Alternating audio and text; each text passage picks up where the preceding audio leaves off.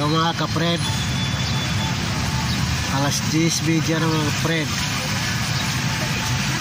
hanggang kaninang umaga ditong tanghali, nag-aulan dito sa amin ng walang nag-aulan.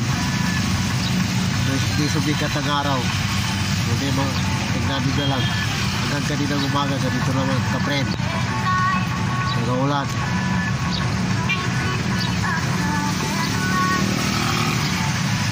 Mga kapred, ulan dito sa amin.